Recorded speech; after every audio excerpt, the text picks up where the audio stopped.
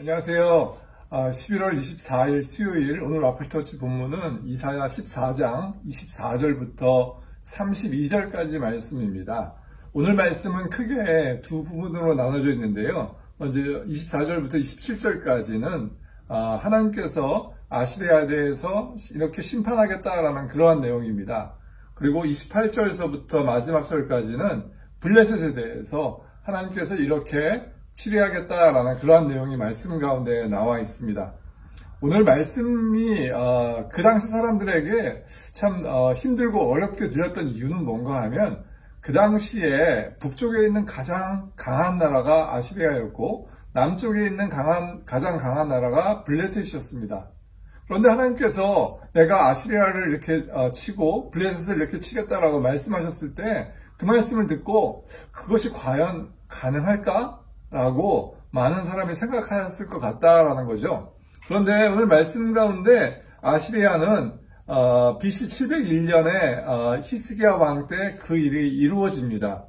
말씀 가운데 보면 그 말씀에 전능하신 여호와께서 이렇게 하시기로 작정하셨으니 누가 그 계획을 좌절시킬 수 있겠는가? 그가 벌하시려고 손을 펴셨으니 누가 그것을 막을 수 있겠는가? 라고 성경이 아시리아에 대해서 내가 반드시 망하게 할 것이다 라고 이야기하고 있는 것을 보게 됩니다.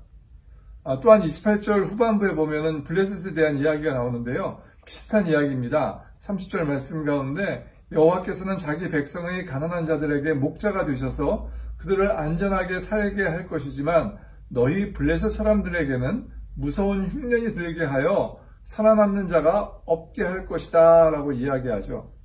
이 블레셋이요, 바벨론에 의해서 느부갓네살 왕 때 완전히 망하게 됩니다. 하나님께서 그것을 이미 예언하셨다라는 것이죠. 여러분, 하나님이 말씀하시면 하십니다. 하나님께서 그렇게 하겠다라고 이야기하시면 어느 누구도 그것을 막을 수 없다라고 성경이 이야기하고 있는 것이죠.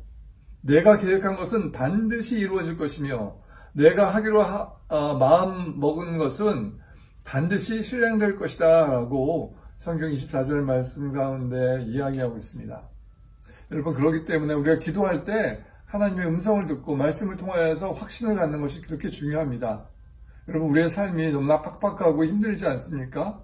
11월이 감사의 달이긴 하지만 정말 감사할 제목조차 없는 그러한 삶을 살고 계신 분이 여러분들 가운데 있을 것입니다. 여러분, 그러나 그럼에도 불구하고 하나님이 하시면 하십니다. 하나님이 내가 하겠다라고 말씀하시면 반드시 이루시는 하나님이시다라는 것이죠. 그렇기 때문에 우리가 낭망치 말아야 할 이유가 바로 여기에 있습니다.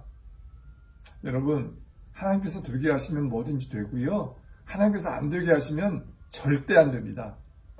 이것이 만고불변의 진리인 줄로 꼭 마음 가운데 믿으시기 바랍니다.